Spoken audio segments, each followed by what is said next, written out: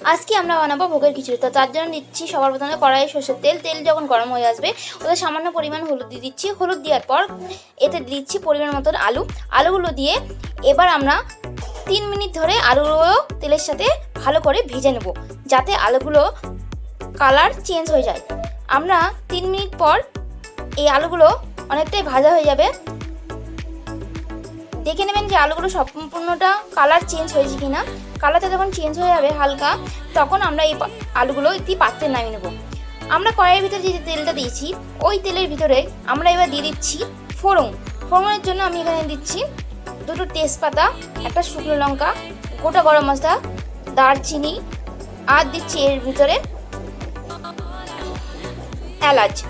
এই সম্পূর্ণ দিয়ে আমরা ভালো করে এটাকে 1 মিনিট অবধি রান্না করব। 1 মিনিট হয়ে গেলে এতে দিয়ে দেবো জিরে, 1 চামচ জিরে দিয়ে এতে আমরা মশলা দিয়ে দিচ্ছি। এই মশলার ভিতরে আমি নিয়েছি আদা, শুকনো লঙ্কা আর জিরে। এই জিরে সম্পূর্ণটা দিয়ে আমরা এটাকে 3 মিনিট অবধি লো গ্যাসে রান্না করব, যতক্ষণ না এর তেলটা বেরিয়ে আসে। দেখবেন রান্না করতে করতে এর তেল যখন বেরিয়ে আসবে ততক্ষণ আমাদের এটা রান্না করতে হবে। আমরা এই মশলাটা কষাবো একদম লো গ্যাসে, যাতে এই মশলার যে স্বাদটা খুব ভালো করে আসে। যদি দেখেন মশলা কষাতে কষাতে মশলাটা একদম শুকিয়ে যায়, তাহলে সামান্য পরিমাণ জল দিয়ে দেবেন, যাতে মশলাটা নিচে লেগে না যায়। 3 মিনিট পর এতে দিয়ে দিচ্ছি আমরা সামান্য পরিমাণ হলুদটা আমরা আগেই আলুতে দিয়েছি, তো এই মশলাতে আমরা সামান্য পরিমাণ হলুদ দেবো। হলুদ দেওয়ার পর আমরা এতে দিয়ে দিচ্ছি পরিমাণ মতন নুন। আমরা এখানে পরিমাণ মতন নুন দিয়ে এটাকে এবার গ্যাস বাড়িয়ে আমরা এটাকে 30 সেকেন্ড অবধি ভালো করে রান্না করব। 30 সেকেন্ড হয়ে গেলে এর ভিতরে দিচ্ছি আমরা আলুটা এবার আমরা 2 মিনিট ধরে রান্না করব। আমাদের আলুটা ততক্ষণ রান্না করতে হবে যতক্ষণ না এর ভিতর দিয়ে তেল বেরায়। দেখুন আমাদের এই তেলটা বেরিয়ে গেছে 2 মিনিট পর। তো এর ভিতরে আমরা দিয়ে দিচ্ছি পরিমাণ মতন জল। আমরা ততটাই জল দেবো যতটা আলু সিদ্ধ হয়। পরিমাণ মতন জল দিয়ে আমরা এটাকে ঢাকা দিয়ে 5 থেকে 7 মিনিট ঢাকা দিয়ে রাখবো। তার মধ্যে আমাদের আলু সিদ্ধ হয়ে যাবে। দেখুন এবার আমরা আলুটা সিদ্ধ হয়েছে কিনা দেখে নেব। আলু আমাদের সিদ্ধ হয়ে গেছে। এই সময়ে আমরা 2টো আলু এর ভিতরে ভেঙে দিচ্ছি, যাতে এর ঝোলটা ভালো করে গাঢ় হয়।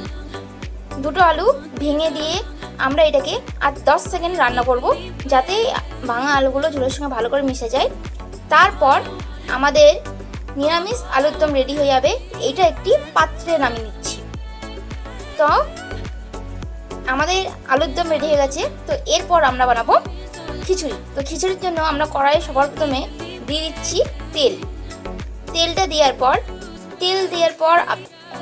1 মিনিট অপেক্ষা করবো, যতক্ষণ না তেলটা গরম হচ্ছে। তেলটা গরম হয়ে গেলে আমরা এর ভিতরে দিচ্ছি ফোড়নের জন্য দিচ্ছি তেজপাতা, একটা শুকনো লঙ্কা দিয়ে এটাকে আমরা 30 সেকেন্ড অবধি রান্না করব।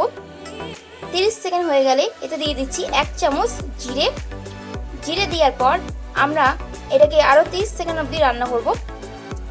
30 সেকেন্ড হয়ে যাওয়ার পর এতে দিয়ে দিচ্ছি মশলাতে আমরা নিয়েছি শুকনো লঙ্কা, জিরে আর আদা। পরিমাণ মতন মশলা দিয়ে আমরা এটাকে 3 মিনিট ধরে রান্না করব লো গ্যাসে, যাতে মশলাটা ভালো করে রান্না হয়। আর মাথায় রাখবেন গ্যাসটা এখন কমিয়ে রাখবেন, নাহলে মশলা পুড়ে যাবে। 3 মিনিট হয়ে যাওয়ার পর এতে দিয়ে দেবো সামান্য পরিমাণ হলুদ দেওয়ার পর এটাকে আরও 10 সেকেন্ড রান্না করব। 10 সেকেন্ড ভালো করে রান্না করার পর আমরা এর ভিতরে দিয়ে দিচ্ছি পরিমাণ মতন নুন। খিচুড়িতে যতটা নুন লাগবে ততটা নুন আমরা এর ভিতরে দিচ্ছি। আপনারা চাল ডালের অনুযায়ী আপনারা এখানে নুনটা দেবেন। নুন দেওয়ার পর আমরা 30 সেকেন্ড এটাকে রান্না করব ভালো করে। তারপর এতে দিয়ে দেবো আতপ চাল আর মুগের ডাল। এখানে আমি পরিমাণ মতন আতপ চাল আর মুগের ডালটা নিয়ে 1 রাত আগেই আমি এটা জলে ভিজিয়ে ধুয়ে ভালো করে রেখে দিয়েছি। সারা রাত এটা চাল ডালটা ভিজানো ছিল, তা এতে 30% অলরেডি সিদ্ধ হয়ে গেছে। তো এইটাকে আমরা 5 মিনিট ধরে এই কড়াইয়ের ভিতরে লো গ্যাসে ভালো করে রান্না করব, যাতে এর মশলার সাথে ডালে আর মুগের ডালে ভালো করে মিশে যায়। আমাদের ততক্ষণ রান্না করতে হবে যতক্ষণ না এর জলটা শুকিয়ে যায়। দেখুন আমাদের এখানে জলটা সম্পূর্ণ শুকিয়ে গেছে। তো এর ভিতরে এবার আমরা দিয়ে দিচ্ছি পরিমাণ মতন জল।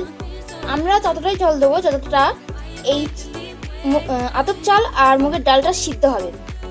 এই চাল আর ডাল সিদ্ধ হতে 10 থেকে 12 মিনিট সময় লাগবে। আমরা এটা ঢাকা দিয়ে সিদ্ধ করার পর আবার ফিরে আসছি। আমাদের দেখুন খিচুড়ির ডাল আর চাল সম্পূর্ণ সিদ্ধ হয়ে গেছে। এতে নুন হলুদ মশলা আগেই আমরা দিয়ে রেখেছি। এটা ভালো করে আমরা রান্না করছি। আপনারা যদি খিচুড়িটা পাতলা করতে চান তাহলে বেশি করে জল দেবেন, আর যারা একটু গাঢ় করতে চান আমার মতন তাহলে কম জল দেবেন। এই খিচুড়িটা তারপর গ্যাস কমিয়ে এটা রান্না হয়ে যাবে। এটা এবার একটি আমরা পাত্রে নামিয়ে দেবো। আশা করছি আপনারা এই নিরামিষ ভোগের খিচুড়ি আপনারা পছন্দ করবেন।